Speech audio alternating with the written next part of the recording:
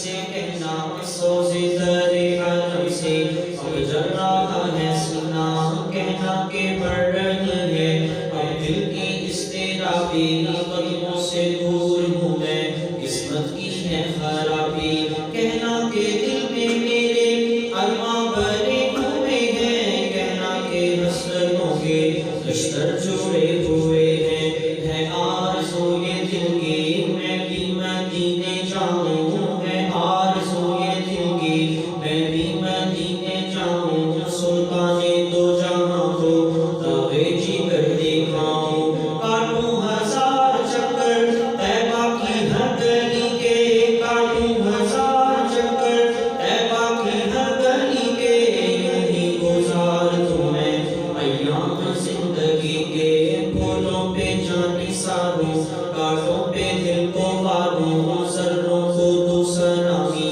گھر کی کروں غلامی دیوار و زر کو چوموں چوکھٹ پہ سر کو رکھ دوں روزے کو دیکھ کر میں روتا رہوں برابر عالم کے دل میں ہے یہ ہم سب کے دل میں ہے یہ حسرت نہ جانے کب سے میرا بھی قصہ غم کہنا شہ عرب سے تڑپ رہا ہوں مدینے کی حاضری کے لیے تڑپ رہا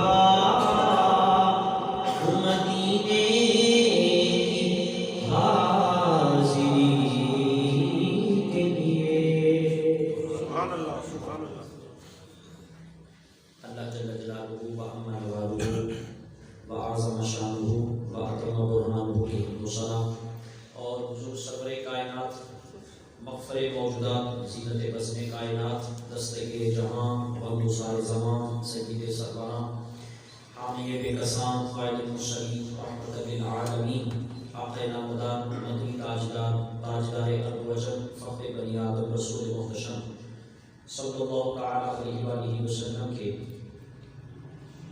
دربار کو بار بھی ہدیہ درود و سلام پیش کرنے کے بعد رب ذوالجلال کا فضل و احسان ہے کہ جس نے ہمیں جمعہ المبارک کی حسین گھڑیاں عطا کی ہیں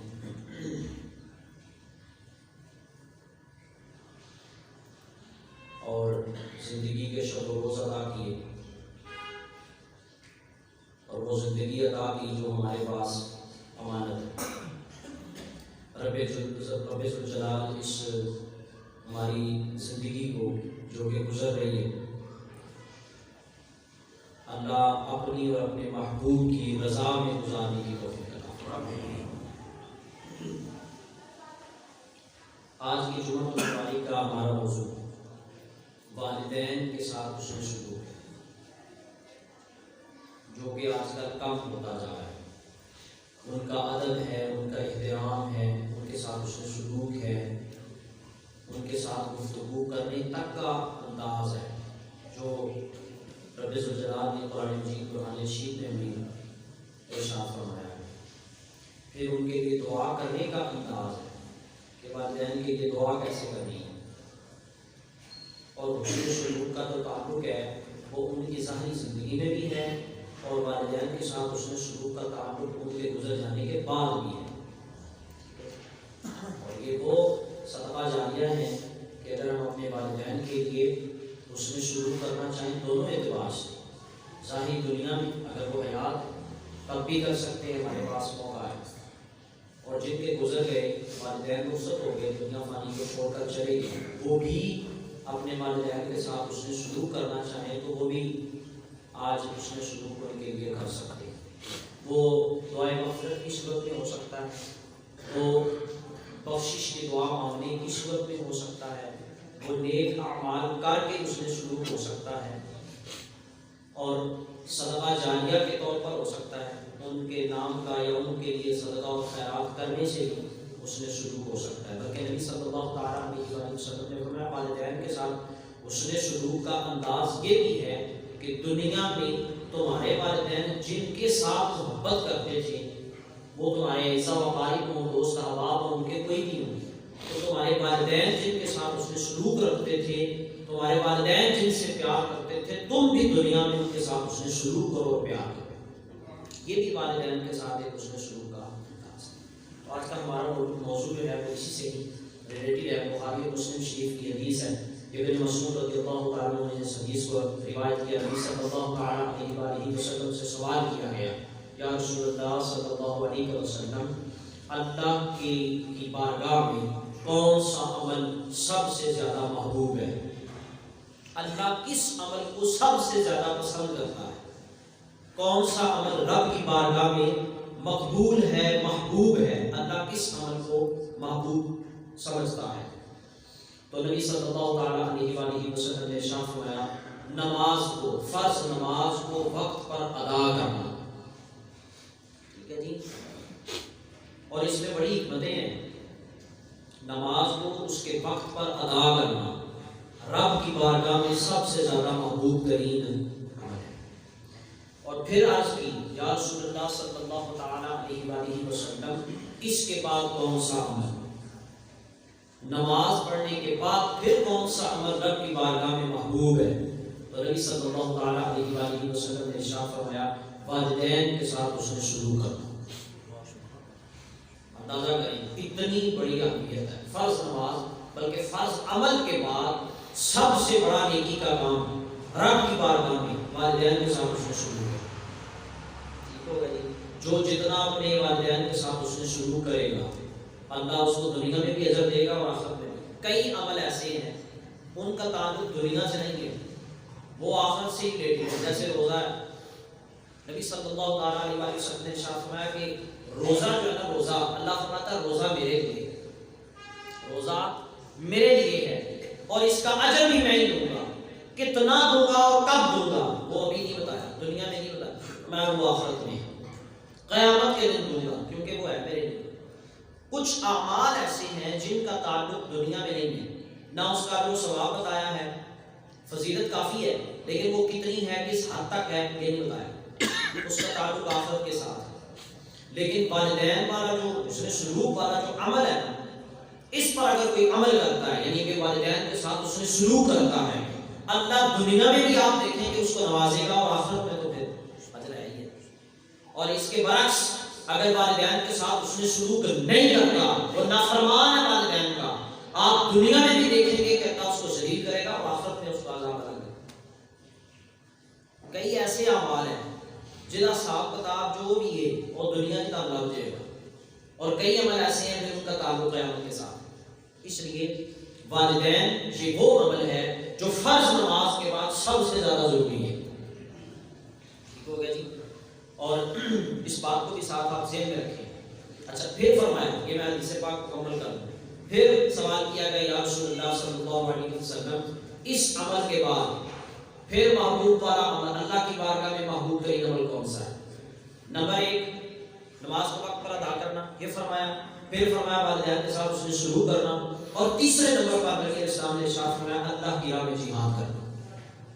ٹھیک ہے بھائی. یہ 3 کام سب سے زیادہ امپورٹنٹ کام کہ نماز کو وقت پر ادا کرنا، والدین کے ساتھ اس نے شروع کرنا، اور نمبر 3 اللہ کی راہ میں جہاد کرنا. اور یہ بات سے کریں گے یہ دوسرے نمبر پر جو فرمایا نا اس کی اہمیت زیادہ ہے پر اس پر تیسرے نمبر والے کی. اور جہاد میں کئی مرتبہ ایسا ہوا کہ صحابہ کرام علیہم رضوان ایسے تھے جو سوال کرتے تھے، عرض کرتے تھے یا رسول اللہ ہمیں جہاد میں جانے کی اجازت عطا فرمائیں. تو نبی علیہ السلام پوچھا کرتے تھے کہ والدین زندہ ہیں؟ تو ہمارے یا رسول اللہ زندہ ہیں. نبی علیہ السلام پھر فرمایا کرتے تھے کہ جاؤ ان کی خدمت کرو، یہ جہاد سے افضل ہے. اس لیے والدین کے ساتھ اس نے شروع کرنا، ان کے ساتھ ان کو احترام کرنا، جہاں تک کہ ان کے لیے دعائے مغفرت کرنا یا دعا کرنا، وہ دعائیہ کلمات بھی اللہ نے قرآن میں سکھائے ہیں. رب ارحمہما کما ربیانی صغیرا، اے اللہ میرے والدین دونوں پر اس طرح رحم فرما جس طرح بچپن میں انہوں نے میرے ساتھ رحم کیا. آپ جانتے ہیں والدین کی بچپن میں اپنی اولاد کے ساتھ شفقت محبت کتنی ہوتی ہے، وہ شفقت اور محبت کا انداز کیسا ہوتا ہے وہ بھی آپ جانتے ہیں. اللہ فرماتا ہے اس انداز سے اپنے والدین کے لیے دعا کرو. اور جو لفظ استعمال کیا گفتگو کا، فرمایا اف تک نہیں کہنا. محدثین لکھتے ہیں، مفسرین کہتے ہیں کہ اف سے نیچے بھی اگر کوئی لفظ ہوتا نا اللہ کو بھی فرما دیتا، لیکن اف سے نیچے کوئی لفظ ہی نہیں ہے. ہوتا ہے نا بڑھاپا خاص طور پر، اور اس میں قید بھی لگائی ہے۔ اللہ رب العزت نے یہ جو ارشاد فرمایا سورہ بنی اسرائیل پارہ نمبر 15 میں، وَقَضَىٰ رَبُّكَ أَلَّا تَعْبُدُوا إِلَّا إِيَّاهُ وَبِالْوَالِدَيْنِ إِحْسَانًا، والدین کے ساتھ اس نے شروع کرنا ہے۔ اللہ کی عبادت کے بعد سب سے پہلا کام فرمایا والدین کے ساتھ اس نے شروع کیا، اور ساتھ ہی آگے فرمایا إِمَّا يَبْلُغَنَّ عِندَكَ الْكِبَرَ أَحَدُهُمَا أَوْ كِلَاهُمَا، وہ دونوں یا دونوں میں سے کوئی ایک بڑھاپے کو پہنچ جائے۔ اصل میں جو زیادہ معاملات ہوتے ہیں نا اس عمر میں کہ جو بڑھاپا ہوتا ہے اس میں اللہ فرماتا ہے کہ بڑھاپے کی عمر ہی ایسی ہوتی ہے، بزرگی زیادہ ہو جائے نا تو پھر عمر ہی ایسی ہوتی ہے کہ بات بات پہ ٹوکنا کہنا گفتگو انداز معاملات یہ ساری چیزیں ہوتی ہیں۔ ایسی سچویشن میں جوان بندہ ہو تو اس کو غصہ آ جاتا ہے، وہ کہتا ہے یار کہ میں پھنس گیا، اور پھر بڑے تنزیہ جڑے ہوتے ہیں، بڑے معاملات ہیں، والدین کے ساتھ خدمت کا جو تعلق ہوتا ہے جو معاملہ ہوتا ہے اس میں بھی پھر بندہ کہتا ہے کہ یار، تو ایک وقت آتا ہے کہ وہ اس حوالے سے اس کی بات ہو جاتی ہے۔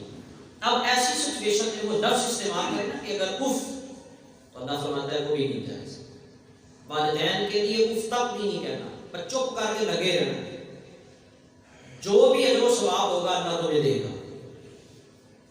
لیکن یہاں حالات معاشرے کے عجیب سے عجیب تر ہوتے جا رہے ہیں، اور آپ کے سامنے یہ حالات معاملات، والدین کی عزت، والدین کا احترام، والدین کا ادب، ان کے ساتھ اس نے سلوک کس حد تک ہے۔ اور میں ایک چیز عرض کر دوں، والدین کے ساتھ جو اس نے سلوک کا معاملہ ہے، گفتگو کا انداز ہے، ادب احترام ہے، وہ دراصل والدین نے خود ہی سکھانا ہے۔ ٹھیک ہو گیا جی؟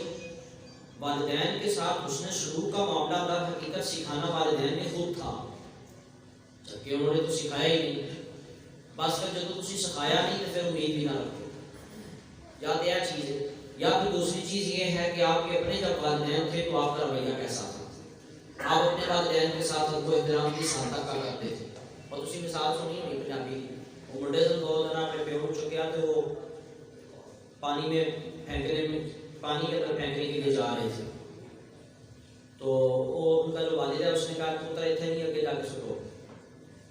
میں کہا ابا جی کیوں؟ میں کہا میں اپنے پیو روک کے سٹیا سے۔ اب ان کو ہوش آئی کہ نہیں، میرے ہمارے باپ نے اپنے والد کو وہاں پھینکا، ہم آج اس کو پھینک رہے ہیں کہ کل ساڈی اولاد بھی سانوں، اس لیے یہ بھی چیزیں رکھیں۔ آپ کا اپنے والدین کے ساتھ رکھو احترام۔ اب رہی بات اگلی نیو جنریشن کی، اب جو اگلی نسل آنے والی ہے وہ اس چیز کو سوچیں کہ ساڈے ماں باپ کا ٹائم لگ گیا، ہم اپنے والدین کے ساتھ کیا کر رہے ہیں، ہمارا اپنے والدین کے ساتھ اس نے شروع کا انداز کیسا ہے۔ ٹھیک ہو گیا جی؟ تو والدین کو بھی یہ چاہیے، پہلی چیز وہی ہے کہ والدین کو یہ چاہیے کہ اپنی اولاد کو ادب و احترام سکھائیں۔ ادب و احترام پتہ کون سکھائے گا؟ دین سکھائے گا، دنیا ادب و احترام نہیں سکھاتی۔ ٹھیک ہے جی؟ سکول، کالج اور یونیورسٹی نہیں سکھاتی والدین کا ادب و احترام، والدین کا ادب و احترام دین سکھائے گا، قرآن سکھائے گا، نبی صلی اللہ تعالیٰ علیہ وسلم کے فرامین سکھائیں گے۔ ورنہ تو یورپ کی تعلیم تو پھر یہ کہتی ہے کہ بوڑھے ہو جائیں تو چھٹا ہو جا کے اولڈ ہاؤس میں، یہی ہے نا، ایسا ہی ہے۔ یا ان کے جو انداز ہیں، معاملات ہیں، ان کو کہیں جی آپ کی سوچ ہے پرانی، تسی ہو بوڑھے بندے، تو تہاڈا جڑا وقت سی وہ لنگ گیا، آپ کی سوچ، آپ کا جو ذہن کا سوچ کا زاویہ تھا، فہم کا ادراک تھا، یہ ساری چیزیں پرانی ہیں، آپ پرانے لوگ ہیں۔ یورپ تو یہ تعلیم دے گا، جبکہ اسلام یہ تعلیم نہیں دیتا۔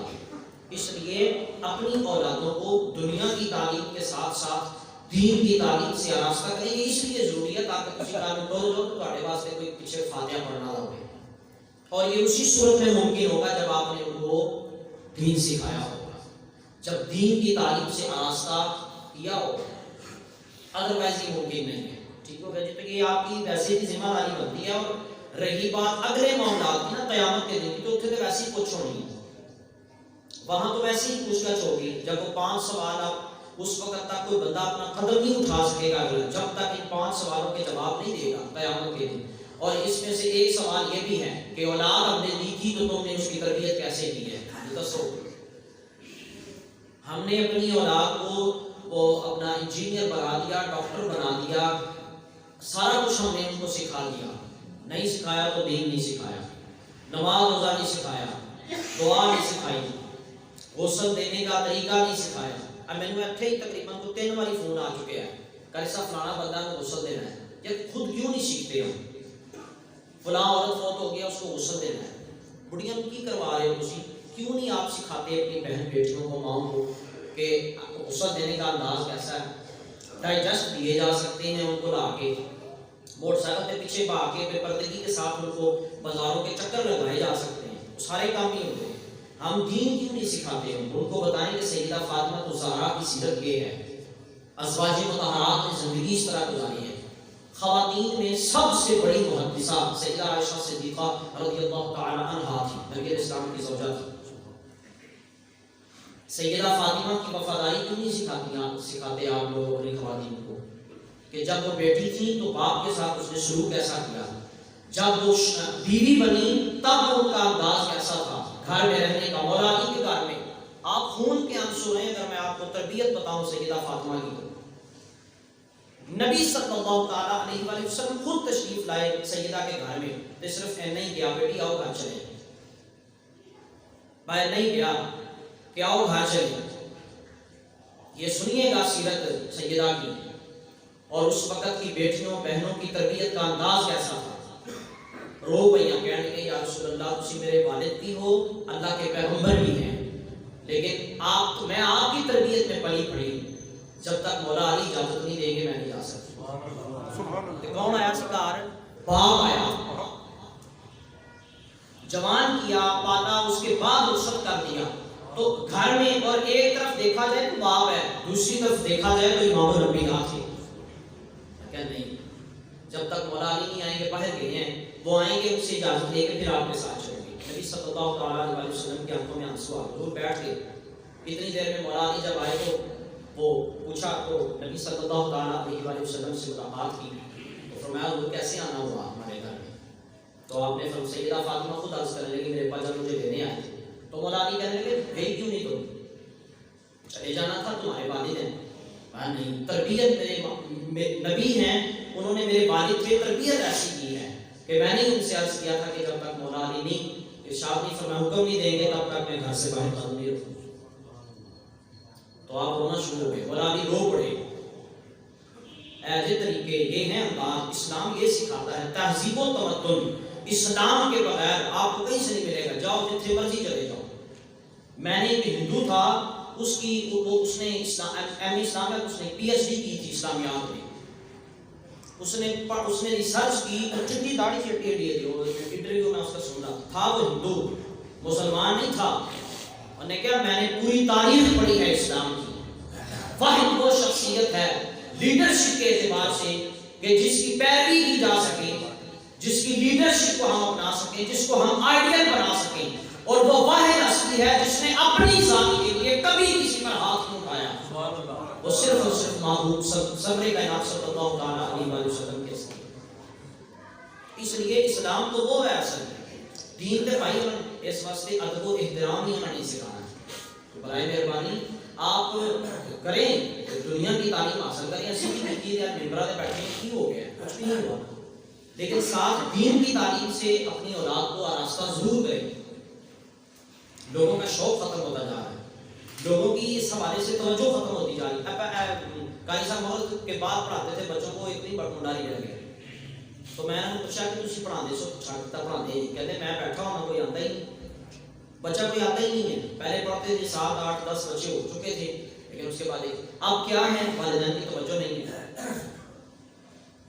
والدین کی توجہ نہیں ہے، وہ دین کی طرف ان کی توجہ نہیں ہے. ہاں اسکول کی تو الگ ہی جا رہے، اسکول نہیں کرتے ہوں گے، ماں کو سویرے اٹھا کے کالج نہیں بھیجتے ہوں گے، یونیورسٹی میں نہیں بھیجتے ہوں گے، وہ پوچھ گچھ نہیں کرتے ہوں گے. سارا کچھ ہی ہے، یہاں نہیں ہے. چیک اینڈ بیلنس نہیں ہے تو دین کے معاملے میں نہیں ہے، نماز روزے کے معاملے میں نہیں ہے، قرآن پڑھنے کے معاملے میں نہیں ہے، باقی سارے کاموں میں ہے. اس لیے اگر ہم یہ چاہتے ہیں اولاد ہماری فرما بردار ہو، اولاد ہمارے ساتھ اس نے سلوک کرے، جدوں ہوئے تک بھی، جدوں اسی بوڑھے ہو جائیے ادوں نہیں. نوان کو آن دے معاملات اور جنازہ، میری خواہش یہ ہے کہ میرا بیٹا پڑھائے میرا جنازہ، تو پھر ہمیں سکھانا ہوگا. ٹھیک ہے جی. اور اسی طرح غسل دے تو مجھے میرا بیٹا غسل دے. خواہش ہر باپ کی ہوتی ہے، اس پہ تو کوئی شک نہیں ہے، پر ہماری خواہشات ہی کچھ اور ہیں. تو میرے بھائیو سارا کچھ دنیا میں رہ جانا کہ کوئی شے نہیں ہے کہ اولاد واسطے جنہ کچھ بھی تسی کر رہے ہو نا اینڈ کیا ہوگا یہ آخر کیا ہوگا قبر میں جس وقت آپ جائیں گے اور آپ سے پوچھا جائے گا نا سوال جواب اور یہ سارے معاملات اور جو آپ نے اکٹھا کیا ان کے لیے حلال کا پھر تو ٹھیک ہے تے جے حرام سی تے تھوڑا بہت پھر پوچھا جائے گا ہاں جی بلاؤ آج اپنی اولاد کو جس کے لیے تو کماتے تھے یہ قبر میں خود کہیں گے فرشتے کہیں گے کافر سے بھی کہا جائے گا لم یقتم رسول منکم یتلون علیکم آیات ربکم ہاں جی تمہیں نبیوں نے آ کر اللہ کی آیتیں نہیں پڑھ کے سنائی تمہیں ڈرایا نہیں تھا عذاب سے کہیں گے جی قالوا بلا ہمیں ڈرایا تھا تو فرشتے کہیں گے بلا کہ حق کلمۃ العذاب اب چکھو پھر عذاب اس لیے ہم سے بھی یہ سوال ہو کہ ہاں جی تو انو سی سارا کچھ دیتا سی تو انو اولاد بھی مال بھی ملا دولت بھی دی سارا کچھ دیا یہ بتاؤ خرچ کہاں کیا ہے یہ بتاؤ کمایا کیسے ہے یہ بتاؤ اولاد کی تربیت کیسے کی ہے یہ سوالات ہم سے بھی ہوں گے اس لیے ہم تھوڑا سا سوچیں غور کریں کہ ہم اپنی اولاد کو دین کی تعلیم سے کتنا راستہ کر رہے ہیں ہم ان کو ادب اور احترام کتنا سکھا رہے ہیں جب آپ سکھائیں گے ڈیفینیٹلی یہ بات ہے کہ پھر وہ اور میں ایک اور چیز بتا دوں جڑا بندہ دنیا کا پڑھا لکھا نا اس کے نخرے اس کی انداز اس کے معاملات ایسے ہوتے ہیں کہ والدین ڈرتے ہیں کہ یار بندہ کو کام ہی نہ کر دے ہمارا بچہ کوئی ایسا کام ہی نہ کر دے جس کی وجہ سے ہمیں شرمندگی دین والا مت کیا سوچتا ہے وہ کہتا نہیں میں کوئی اپنے والدین کا مقام اور منصب سمجھتے ہوئے میں یہ دیکھوں کہ میرے والدین مجھ سے کبھی ناراض نہ ہو جائے دنیا دار کا احساس جو ہے والدین کو ہے دین والے کا احساس دین والے کو ہے کہ نہیں یار میں کوئی ایسا کام نہ کرا جس کی وجہ سے میرے والدین میرے ناراض ہو جائیں وہ ہر وقت اسی چیز میں رہے گا کہ نہیں یار میں اپنے والدین کو خوش رکھوں یہ سکھانا ہے دین میں اس لیے آپ اپنی اولاد کو دین سے آراستہ کریں اور ایسی سچویشن میں ہی وہ آپ کا مقام سمجھیں موضوع یہی تھا والدین اور والدین جب تک نہیں سکھائیں گے اپنی اولاد کو اس وقت تک ان کو کیسے پتہ چلے گا گفتگو کیسے کرنی ہے انداز کیسا ہونا چاہیے حسن سلوک کیسے کرنا ہے یہ ساری چیزیں دین نے سکھائی تاکہ بعد میں دعا ہے ہم سب کو کی توفیق عطا فرمائے واخر دعوانا